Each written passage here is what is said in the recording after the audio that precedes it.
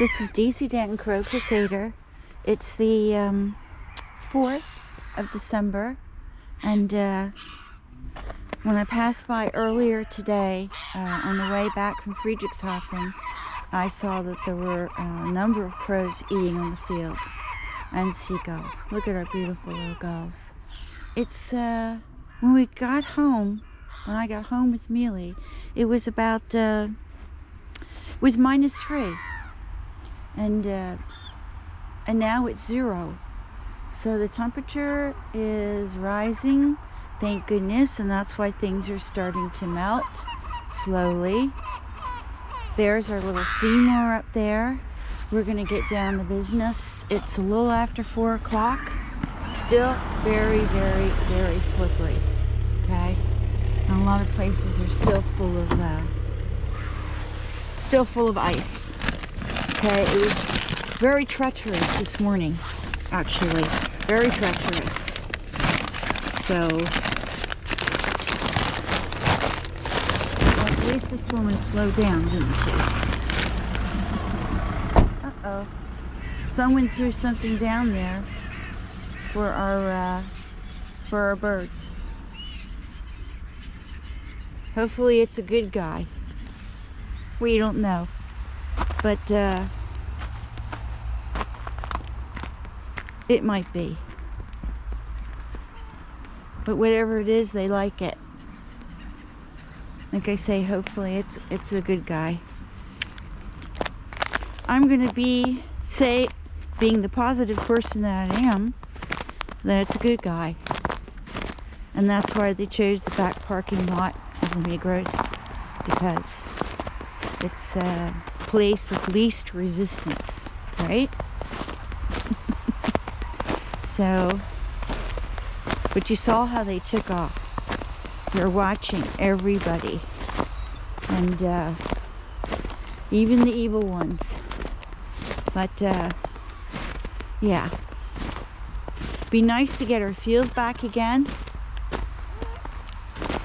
But having this little area that I cleared was good, because they can poke in the soil, and that's good.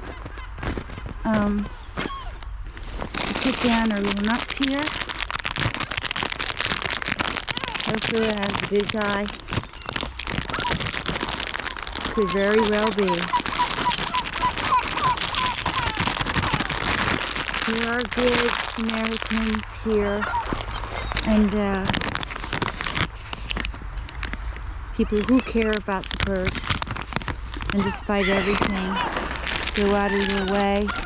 Look at this little guy. Look, that's Seymour right in front of us. Look at that.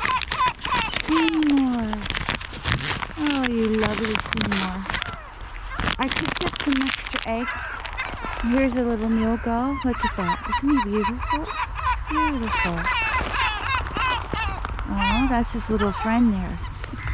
Okay. Look at these little guys. They can hardly wait, can they? Can hardly wait. Don't have much cat food tonight, because obviously Miele was gone big part of the day. Look at the gulls here. Ah, you see that gull right there in the front? He's tagged. See the yellow tag? That little black-headed gull's tagged. He was here last year. I actually got a photo of him. It's the same bird, the yellow tag, and those numbers. Okay, let's move along here. I'm going to put it down here too.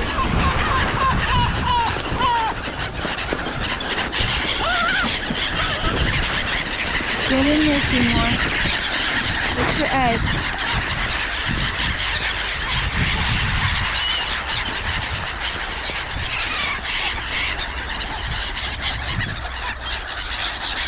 Looks like Seymour got an egg.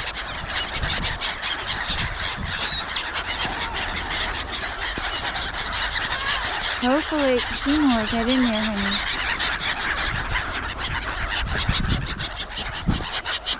Okay. Well, there are quite a lot of eggs in there. Where are they? Oh my God. Like magic, they disappeared. Unbelievable. so ferociously hungry. Look at that. Okay. Look at the nuts. Poor, poor crows. Can't seem to get anything. Very hard for them. Very, very hard. Get in there, honeys.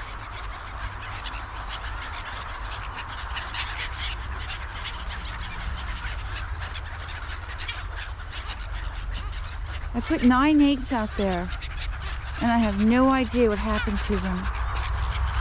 But there, I think I counted last year 3 black-headed gulls that were tagged with the same yellow tags. I think I have a photograph close enough to identify the numbers and could call around and find out who is following them. But Seymour has a different kind of tag, and he's being followed through a different agency. Anyway, these guys. Only 1 mule gull today. Only 1. There used to be 4 or 5, but only 1's turning up. Of course, I don't know what turned up this morning. I have no video this morning because I came in the darkness. I think I was out here at 7 o'clock and it was still dark. I took Miele early this morning because he was crying all night for food and I couldn't give him anything because of the anesthesia. So I knew if I kept it up that he would go hide away out of frustration. So I schnapped him, I took him and put him in his wonderful little house that he loves, transport box, and off we went. Bryant got dropped off early. He was teaching English, and a good Samaritan stopped on the road and brought him home. I was worried about that because it was still very icy this morning, but he got the help that he needed. And yeah, Miele, it was a tumor, and took a biopsy. It's being sent out, and we'll have confirmation exactly. Is it ongoing infection or is it a tumor? Looked like a tumor according to the vet, but you know, you just don't know for sure. It could be also a chronic infection. So it was hard. And he also got his teeth cleaned, which is very important for cats with HIV, with AIDS, feline AIDS, because they're prone to mouth infections and infected teeth. Miele has already had 7 teeth extracted, so yeah, it's important he has it done every year. And since he was being put under anesthesia, which is always a risk, especially with cats, they tolerate it worse than dogs. We did it all at once, yeah, and we clipped his little toenails, which were getting long, and could conceivably, when he starts pulling on him with his little mouth, he could cut himself inside his mouth, and that would lead to another infection. So yeah, it's always good to